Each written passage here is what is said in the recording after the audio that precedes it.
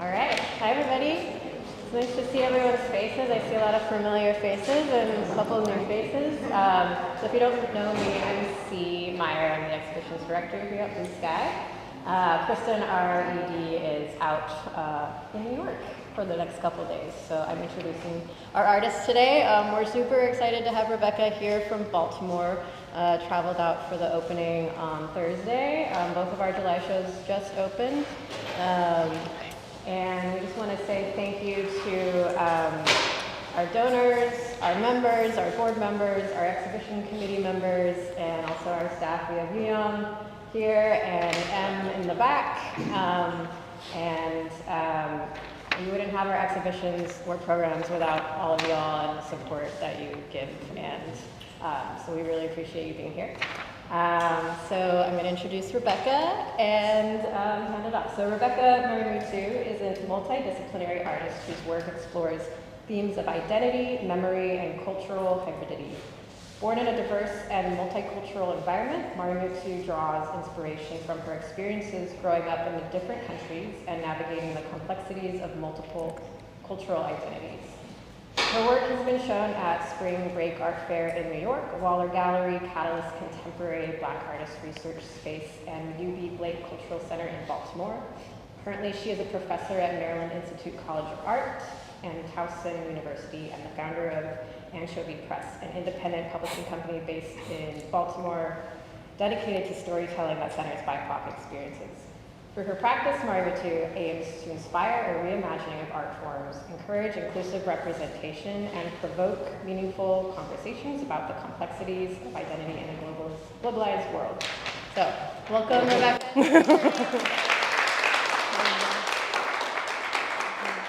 Thank you for having me. I'm really nervous, so I'm probably gonna jump around a lot, but I guess I could start with like my life experience and then move into my practice.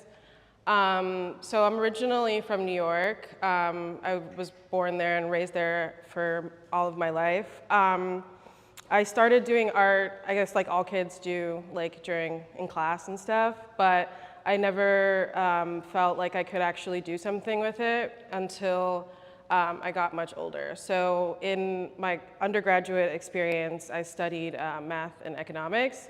So a very different thing, but I really enjoyed math growing up. Because of that, I was able to also take some studio art classes, and that's where I found photography. I've been taking photos like all throughout high school, but I really didn't know what I was doing. All my photos were yellow, and I was like, okay, I guess everything's yellow. But during my undergrad experience, I was really interested in film photography, and the process that comes along with that.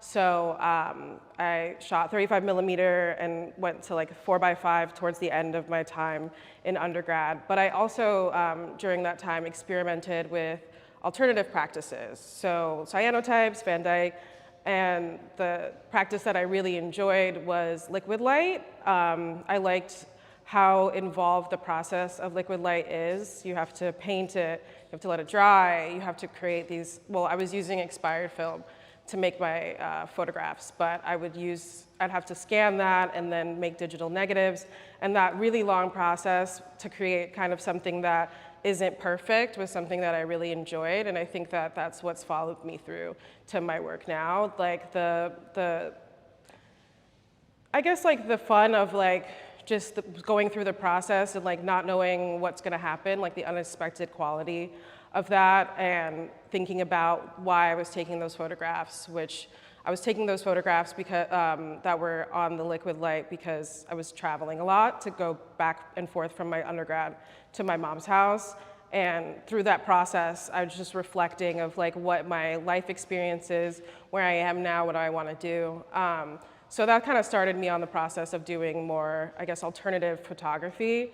After that, I interned and worked, and I hated both of those things. So I decided to go to grad school, and that's where I'd say my career as an artist kind of really started. It's where I learned that I can make art a living in many different ways. Maybe being a professor is one of them, which was awesome, but also just continuously making art. I think that there was a lot of, I don't know, like it's hard to be an artist when you don't know any other artists. And it's hard to be an artist when you don't know, like, you're like, I'm not that great, you know? I'm not the best artist ever, so I should probably not make art.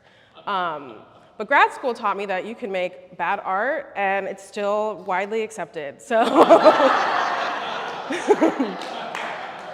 So that. Numerous examples. So it kind of freed me from really thinking that like I needed to be the best artist and make the most, do photography in a particular way.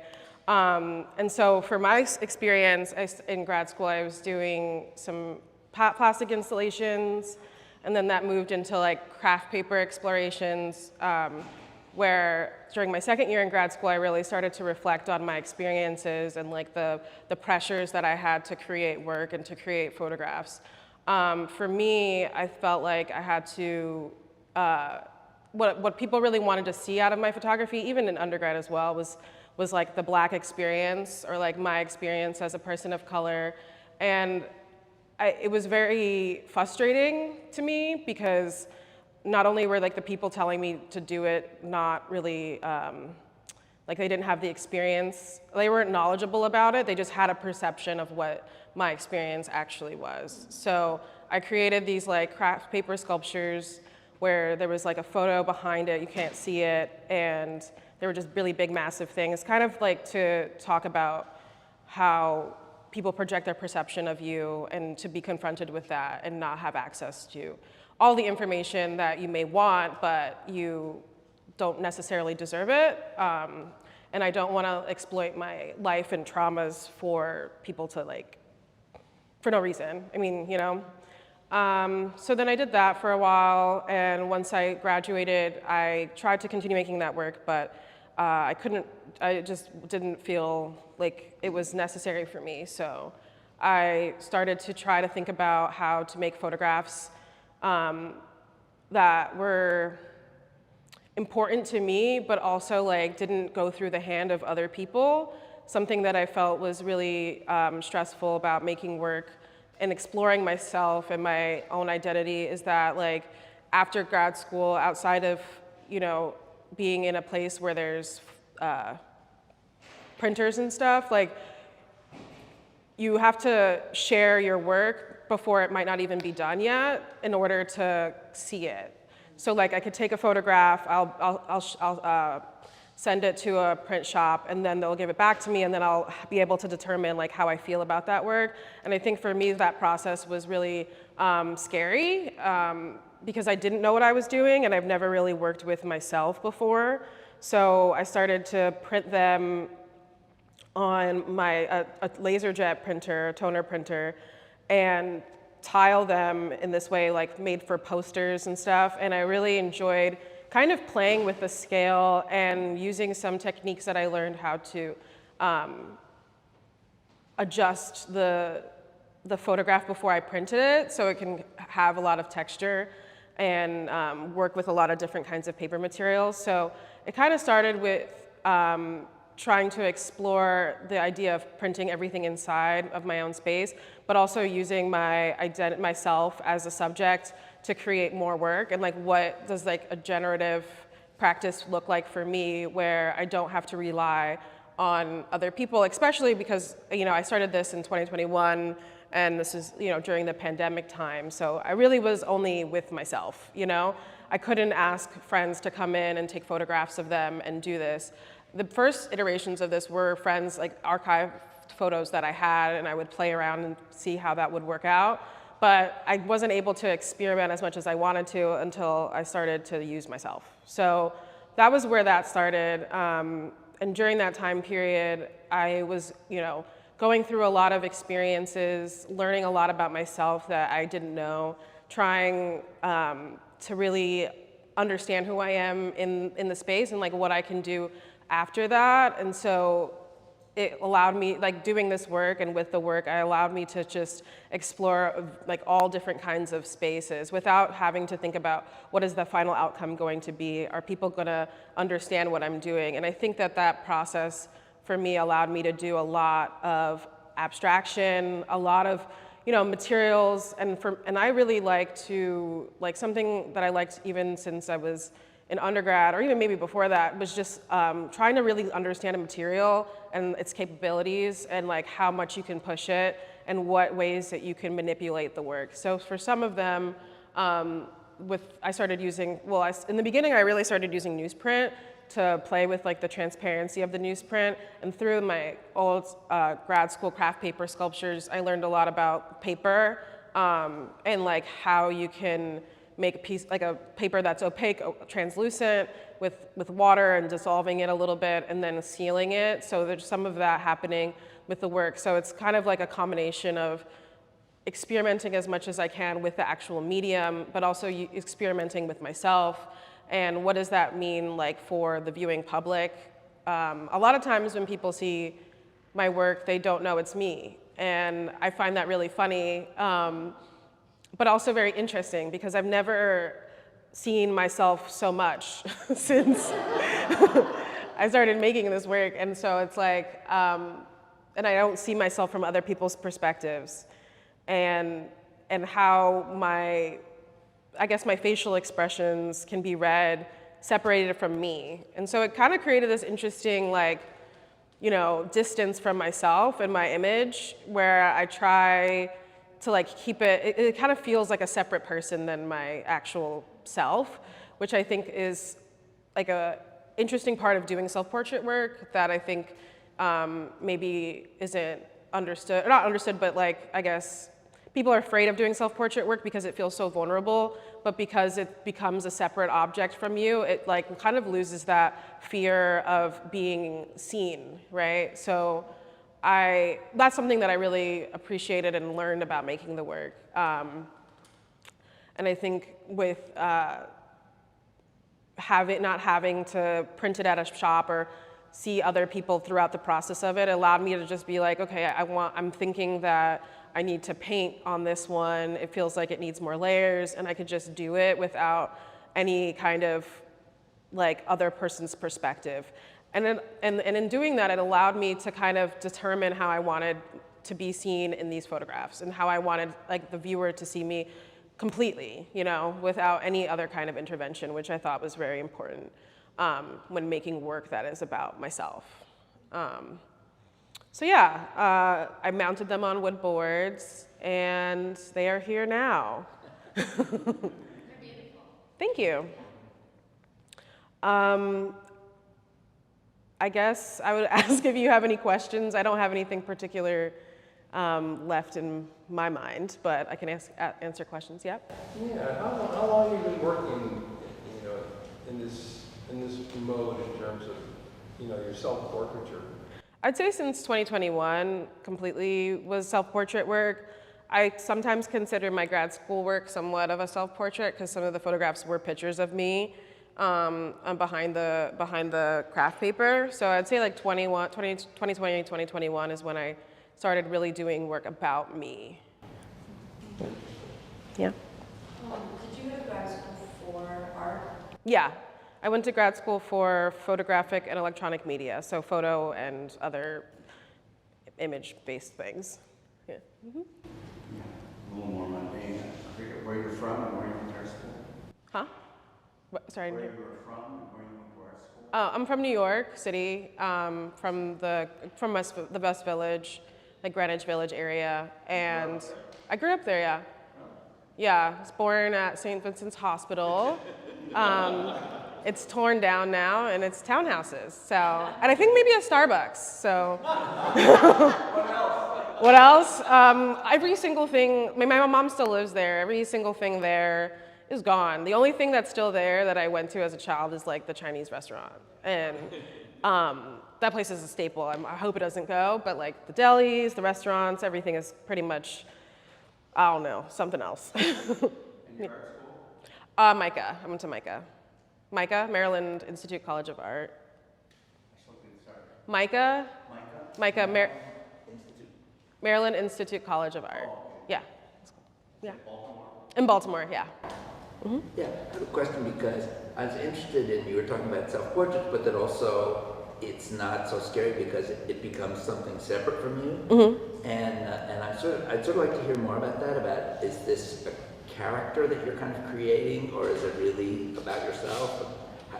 Those two things are interestingly related. Yeah, I wouldn't say it's a character. It's definitely me there, but I think I guess I said that because I think it's also like a technique in therapy or in like talking about situations. It's like compartmentalization. So like I am here and this is like that space, but it's not like ongoing like. It's not like an ongoing thing. Like this encapsulates like this period of time. This photograph encapsulates me at that time. This is like what I was going through at that time. It's like a visual diary for me. I understand what was happening. People are not in my mind. They don't know what was going on. But like, it's a way of it's like yeah. It's just like this is who I was at that time, and now I am moved on from that. And yeah, that's how I would express that. Yeah? Yeah, I mean, what I love about your work is that there's kind of the fragmentation, the way you put things together. And, I mean, can you say something about that? Is that intentional? Is that part of taking photographs during the pandemic? Was it a little, scattered or fragmented? Yeah, I think it's a combination of that. And what I liked about the fragmentation and like the work that is shown is that like it wasn't created by me. Like it was something that I needed to do in order to print it at that size. I needed to create these like smaller versions of myself and like pieces of myself.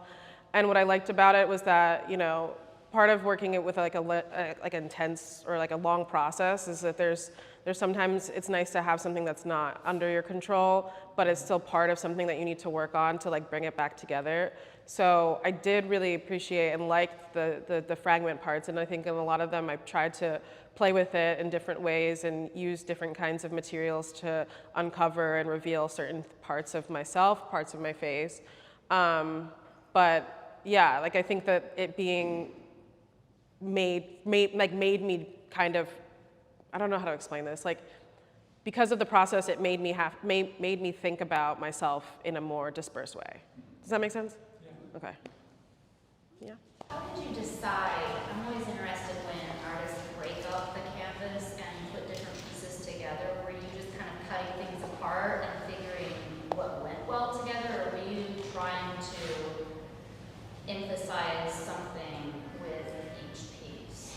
Yeah, so the process is like there's a few different kinds of processes, but a lot of the times it was me taking photographs and then choosing the photographs that I think like made sense to me, and then printing out multiple photographs in a tiled form so they have like separate pieces, and then thinking about how I want to approach the board basically. So I had these boards cut, and then I will be like, okay, I feel like this should go down, and then I will add like another layer if I feel like another layer should go down, or if I feel like I want to emphasize, like for the red one, like I wanted to emphasize like shapes, but it also kind of created this clown-like effect, which I liked.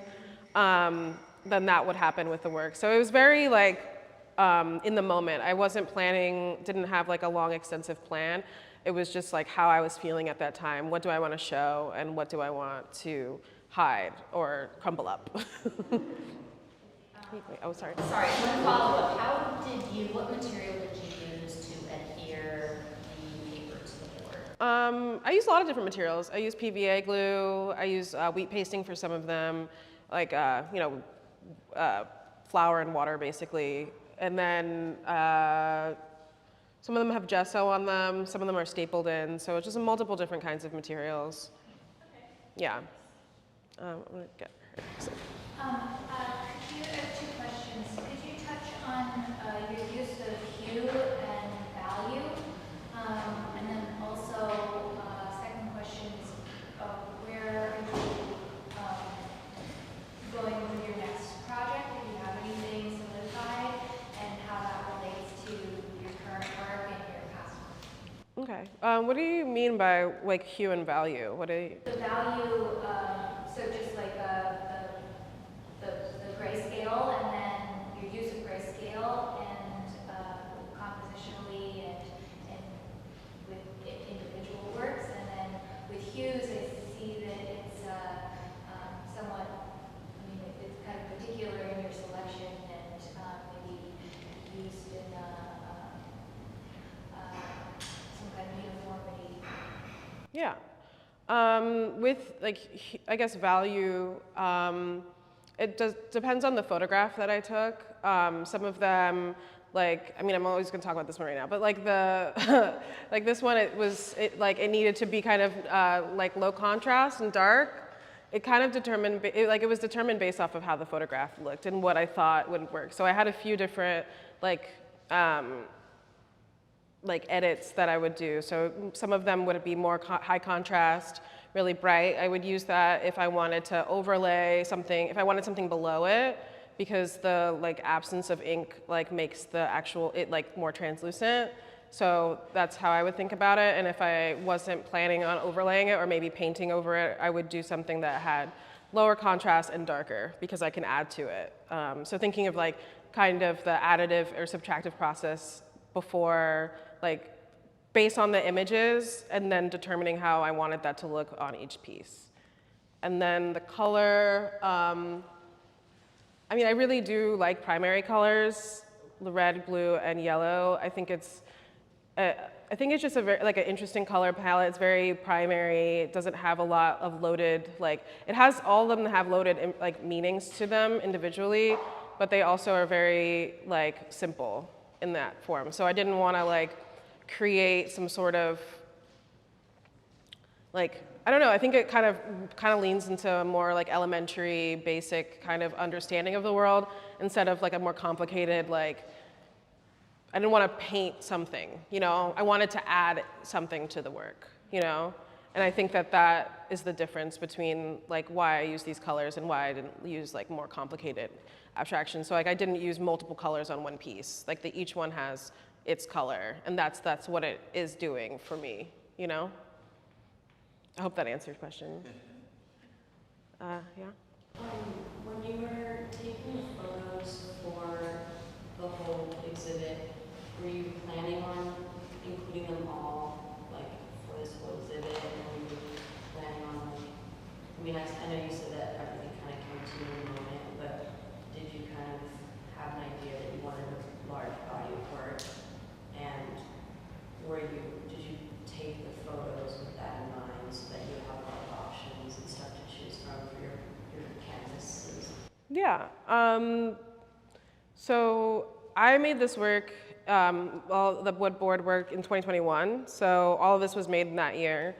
The way that I work is that I experiment a lot and I find something kind of interesting about that, like a process. And then I kind of glom onto it and do it. And I do it until I can't do it anymore and until like the work that I make kind of sucks. And then I'm like, okay, this is it, I can't make anymore because it's just like not good anymore. It's not doing anything. And then sometimes it's like when you get too tied to a process, it kind of like loses what was interesting about it and like that fun that comes to make with making art. So that's when I stopped. And then after that, I forgot the other question that you had was like, what am I doing afterwards? I'm in a weird place right now, but before this, I was making work that was printed, and then I like painted on it and scanned it and then reprinted it and make more like archival-based, basically prints of things that I had manipulated. And so I'd say I'm in a weird place now because I want to create more unique pieces like I have done for this year, but I also want like to, I don't know, like trying to toe the line between like two spaces that don't necessarily go together. Like you can't it's hard to make like prints and also mixed media work. Like, I don't know, there's just something in that space that's complicated. And using paint and things that are not gonna last, and then also make something that's gonna last, like it's just like that whole discussion I'm trying to figure out for myself. And I think that's what I try to think about with my work, even though like I do use materials that are not gonna last over time. That's not really the point for me. I think that when you focus on that, sometimes it can like ruin any kind of experimentation and like nuance that you can have when you're thinking about like its completed form and its longevity. But yeah, it's just like an open debate in my mind, like last or cool, like, you know, so, yeah. You talked about this creativity in the time of COVID and that you were by yourself.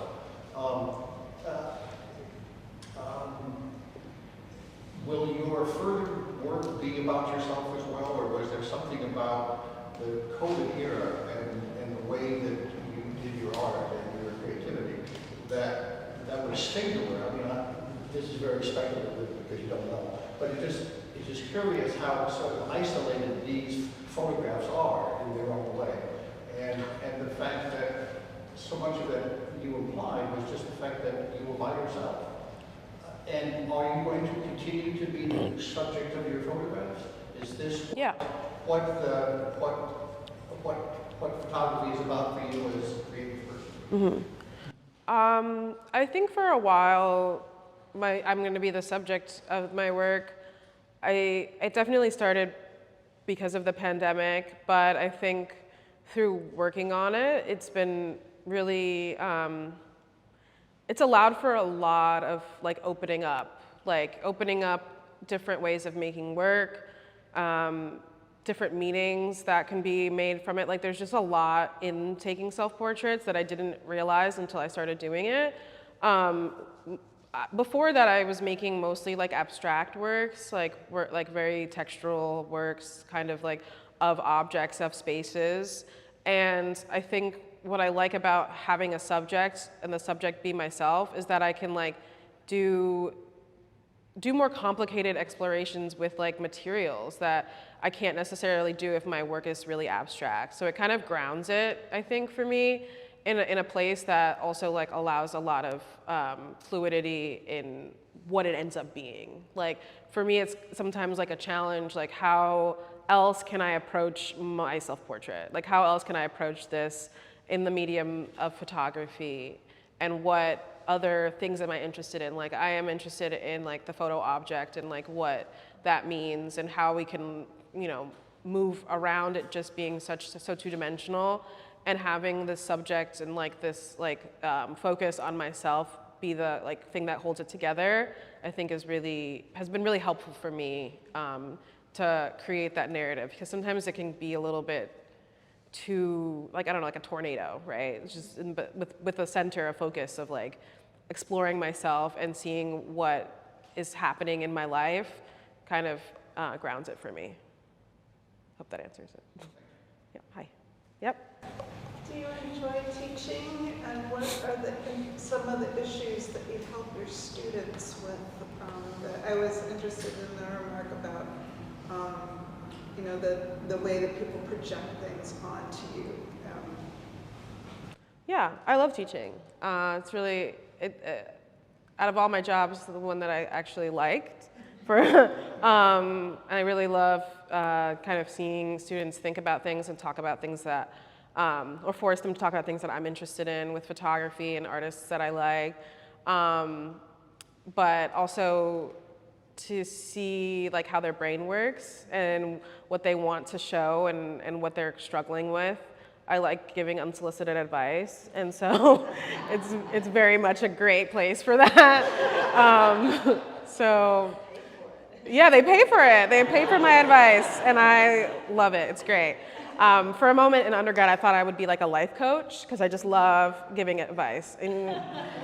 But I didn't do that, and I guess in a way it can be like a little bit like a coach. I think, yeah, what are the things that I help them with?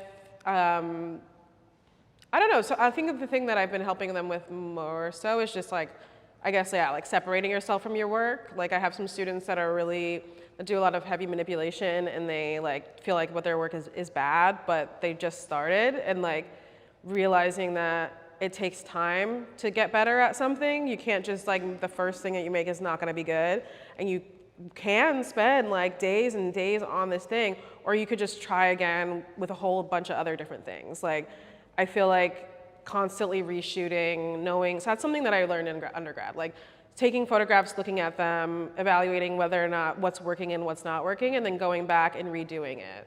So like, I think that trying to explain that or explore that with students is really important, because I think a lot of times they feel like it's like like this is it, and if it's bad, then I'm just terrible. And it's like, no, you just didn't learn, you have to learn from your mistakes, and like not all photos are great. Like I have like terabyte of photographs of myself, you know, it's a little bit excessive, but a lot of them I don't use because they just don't work, and that's fine, and just move on.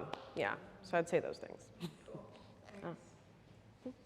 Could you say one or two things you learned about yourself as an artist and as a person when you approach it, without putting you on the spot?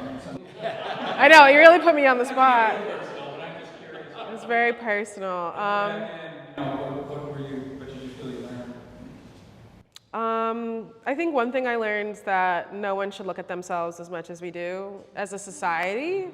Like I feel like even like, I think it's my work, like my online Instagram is just my work now, and like I think that just like thinking about it on like the more like regular side, just a regular participant of the social media, like we don't really need to see ourselves that much ever. Like no one is a static being. You see people with like how they are, how they look, but also like all of their personality comes and like rounds out a person, right? But like you don't get that when it's just a photograph, when it's online. So that's one thing that I learned from making the work, is that like, because I can distance myself from it, it's not super intense for me, but I can also see how, you know, my life before or like my life with the internet can be like too much confrontation with myself, too much, like you're really like focusing on like this much of your body, you know, like it's really not that much in the grand scheme of things and in the universe, like it's not that big of a deal. So I feel like that was one thing I learned. I'm trying to think of another thing I learned, that I like paper. I don't know. There you go.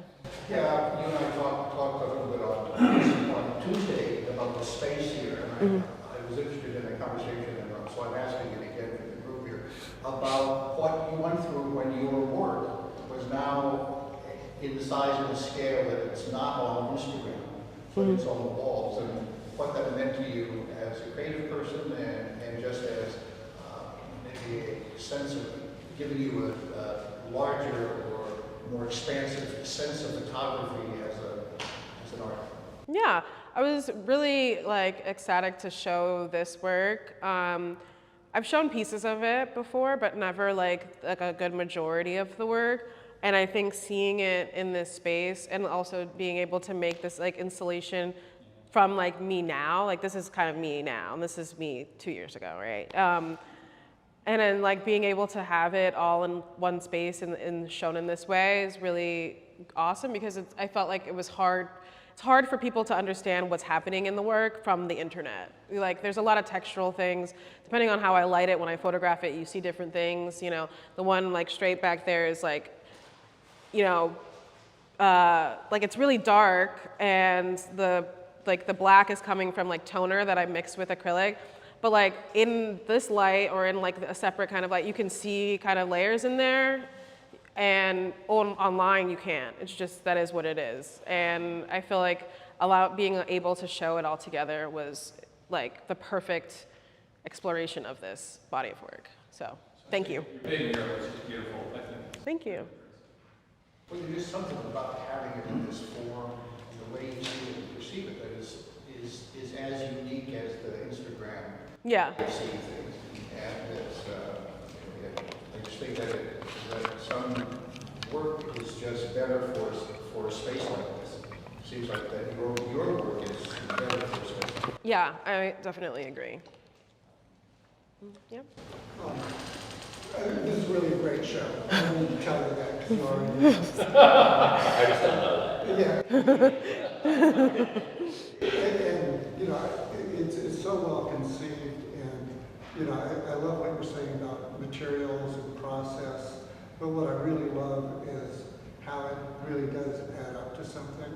And each of the images on the wall have a presence and power, and they use all of those techniques and processes that you've been working with, and they speak. And I'm not sure if I can hear everything that they say, but I can hear enough. And when I look at each piece, it seems so complete, and it's speaking, but it also works like a great painting. And sometimes it might be an abstract painting that you can't really figure out why it works so well, and you don't even have to question why it works so well, it just does. And so each of these pieces, when I look at them, I've looked at them all for quite a while, and they're very satisfying, and I think, even when I see the little staples and the piece of tape and the texture, and I think, I don't know how this came about, but it's complete and beautiful. Thank you. I really appreciate that. I feel like that's something that I want in the pieces too. There is an end point where it does feel like I can't touch it anymore, and then I'm like, this is done, And that's also how I felt about the whole body of work at some point, where it was just not working out, and I'm like, this is done, and I have to appreciate what I've already created and not try to keep pushing myself to do something that's just not in there anymore. So I really appreciate that comment. This again is going to be more of a comment than a question, but I really appreciate the way you're talking about teaching and the way you're talking about doing your own work. So to say, okay, I'm gonna do something. I have this emotional reason that I don't want to bring this unfinished work to a third party. So I'm going to do something that's very fragmented. But then you're responding to that, saying, okay, and this now brings a new emotional element. So now I'm going to build on that. And the same way you're saying to your students. Don't worry about it. Don't sit and study theory and try to make one piece a year and it's going to be great, which is how a lot of teaching is nowadays. Yeah. So it's no, just keep doing stuff. Yeah. When you do something great, you'll notice. And then you do more of that. Yeah. And so I think the way that you're working and the way that you're teaching are the richest way, where you're not limited to what you already intellectually understand, but you can have a deep thing. When Jim says, I'm not sure I hear everything that they're saying, well, as an artist, it takes a long time after the work is finished for you to hear everything they're saying. No, yeah. Maybe when you're 78 years old, they'll say something even more. Yeah. So anyway, I think the way you're working is very rich, and the way you're teaching, I'm really glad to hear you're doing that. Thank you. I really appreciate that. Yeah, I still am learning from what I've done. Even in undergrad, I kind of revisited the liquid light experiments, and I was like, wow, I really like process, really intense processes, because I made 10 of them and I matted them, and then I was like, it was just a lot. But yeah, I appreciate that. Okay. I'm a writer, not a photographer, and the last few minutes I've been realizing, it's the same thing for a writer, to know when it's done, when you should keep editing, when you need to let it go, when you need to hit delete. Yeah. And I'm sure that all visual artists have things they either destroy or just put away and never show anyone. Yeah. And, that's the creative process. So it's really interesting to me to hear the parallels there. Yeah. I think a lot of it also has to do with my history with art. I wasn't just told I was great at art and just do art and stuff. I had to really push myself to invest in that part of myself. And so through that, I've learned a lot of things about it's okay, just keep going, and things will kind of work itself out, and you will make something beautiful, because you can make beautiful things, and and not really focus so much on being talented or gifted or whatever. It's it's my passion, and passion takes practice. So yeah. I don't know. There's so many. Do you want to? I would just ask, who are your favorite artists, and which ones want to make you just get better? I'd say Paul Sepoya. He's Paul Sepoya Magby. I don't know how to say his middle name, but he's this black queer artist, self-portrait artist, who does really cool work, where he will take photos of himself or himself and other people, then print it out, and then take photos of that with interacting with it. And his so he'll have a print, and he's interacting with the print. and taking a photograph of that, and that's the actual photograph. So he's like a major inspiration for me because I think it's like a similar process of like kind of working like longer, I guess, instead of working short, just like continuously thinking deeper. Yeah, going deeper and like thinking about like the materiality of the photograph and like, but in a very flat surface way. He's one of them, he's one of my inspirations. And then like, Hiroshi Sugimoto is like one of my inspirations, mostly because he's like very like atmospheric. He creates such a good vibe with his work, and I like that too. Yeah. What did your mother say when you went from math and economics? And it's kind of a two-part question. And what do you say to your students who, you know, in our culture, art is not up there as an easy career or a career that's really valued. So, yeah. Can you talk about that a little? Yeah, my mom was really excited. She was like really happy. She always wanted me to do art, but I was like, I'm not gonna make any money, and I need to make money. I don't even really like money, so I don't know what I was thinking when I was like in high school, but I was just scared, you know, like I don't know what to do, and STEM was really pushed on me. Like I went to science middle school, I went to science camp, like I was very in math and just like sciencey stuff. So I was like, I guess that's what I should do. My original major was like actuarial studies, which is very, that like, you know, I took this class and it taught me about like annuities and like the theory of interest. And it just pissed me off and made me realize, because it's like so terrible. Like banks make so much money off of you and then they charge you. And then you're like, what? But you just like sold all of my money and loaned it out to all these people and they're making money on it and it's all fake. And so I couldn't continue doing it. Yeah, I couldn't continue doing it. So I just went to like math and economics because it was like kind of more conceptual, like what are these like logical rules, and then like economics is just like fun because it's all weirdly made up, and then people try to like refer to it as like guiding principles, and it's not how the world works. Have you ever thought of being a stand-up comic? No, I haven't. I'll put that in my back pocket. So yeah, she was happy about it, and So the other part about how do you encourage your students? how do I encourage my students? That's actually a really hard question. I think my students believe a lot in like luck, and that if they're lucky enough, people will like pick up on their work and stuff. I try to tell them that's not really how it works, and that you need to really advocate for yourself and push for yourself. Believe in what you're doing, and like I try to tell them like, yeah, there's not like just because someone's like really well known and you know in doing a lot of things doesn't mean that their art is intrinsically good. It just means like a lot of other things may be happening behind the scenes that you're not aware of, and like not to put that much like pressure on yourself to be like, I need to be good, and if I'm not good, like if I don't succeed or whatever, I'm just a terrible artist.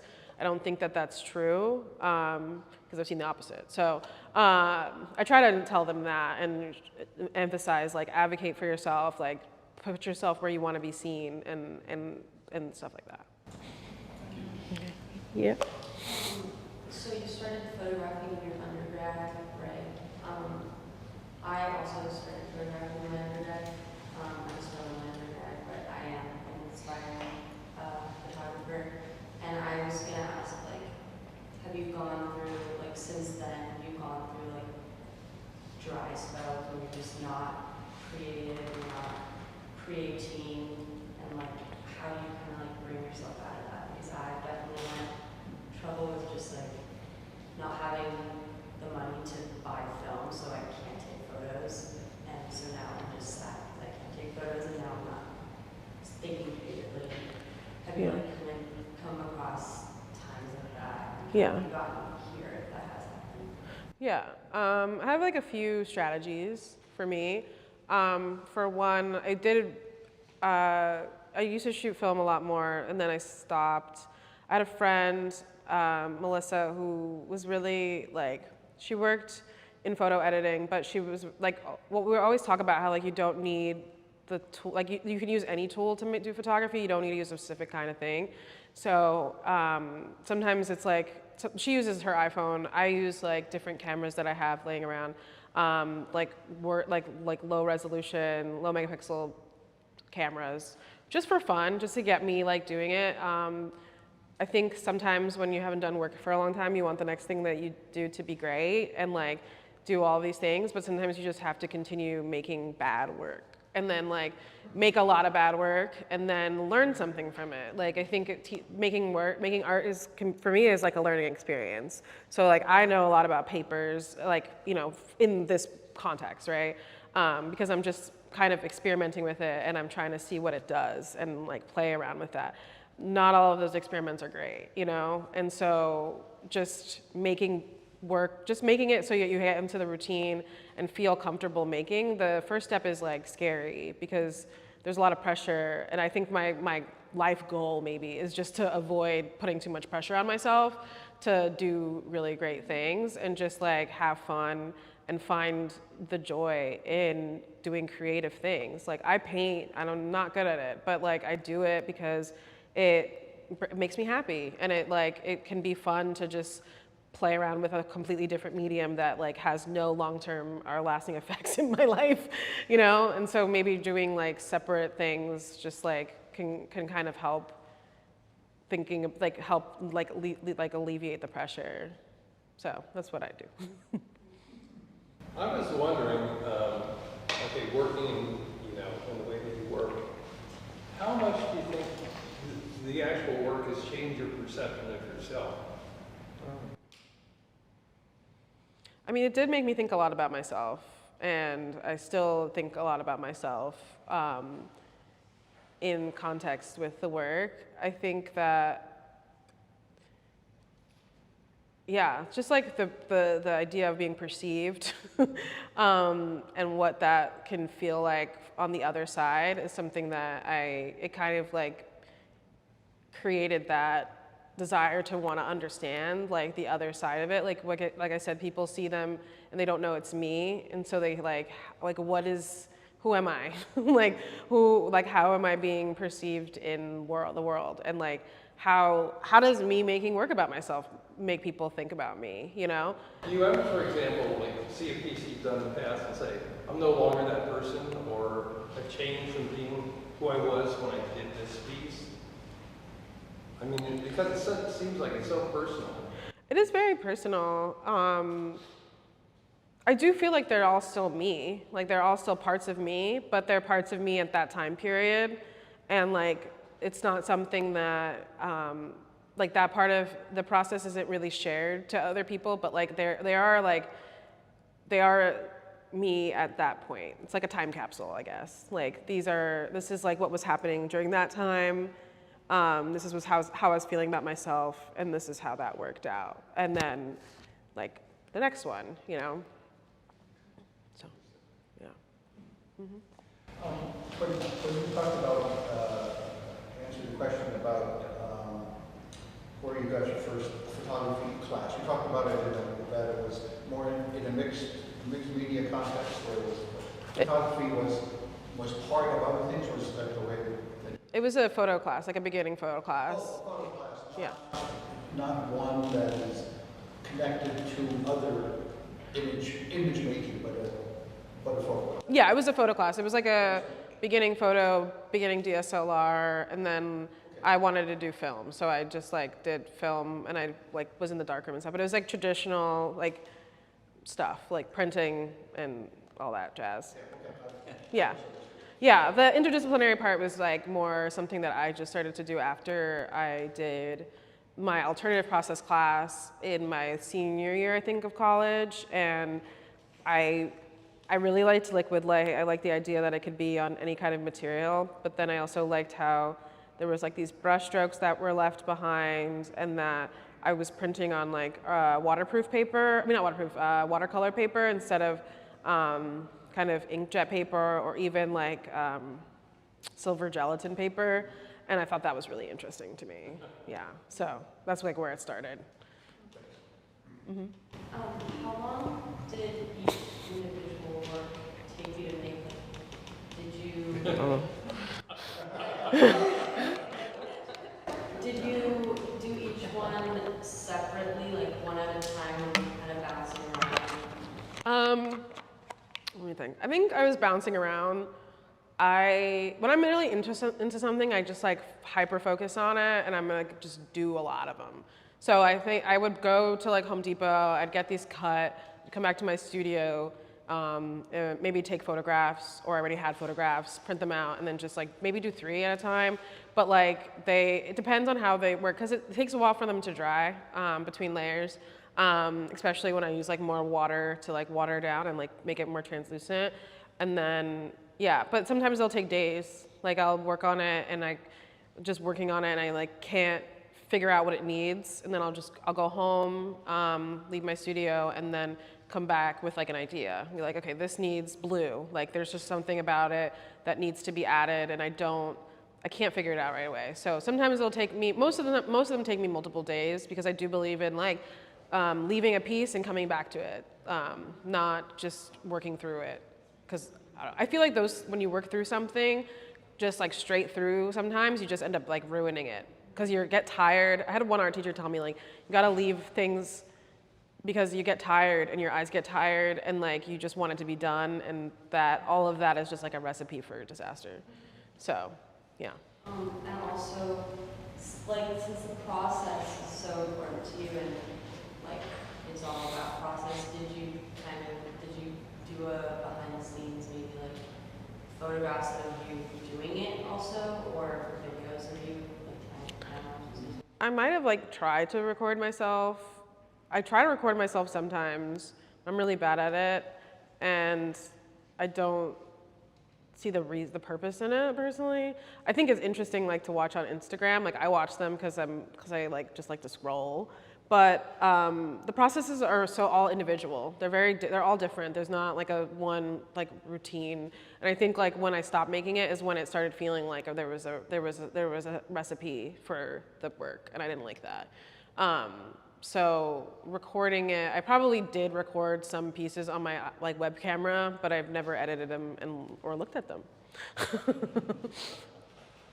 Cool. Any other questions? All right. Yeah, I really like Portland. I was telling this is my friend Danny and Priyanka. I was telling Danny and them that I want to come back like every year in July. It's so beautiful. It's a really beautiful place, and then there's nature, and it's like a nice calm vibe. I'm from the East Coast. It's like such a different vibe, but it's nice. But I hear all the other times it's just rain, right? Yeah, I don't like rain. Is the rain green? No. Oh, that's cool. Uh-huh. Does it snow? It snows too, right? Yeah. I live in Baltimore. I don't know. It's just a city. Yeah. Yeah, I would come back 100%. I like it here. Really? Oh, thank you. Thanks. Well, that was nice. Thank you for all your amazing questions. That was so made me think a lot about what I was doing, and vocalizing it was just so great. So I really appreciate all the questions and you guys, being along for the ride.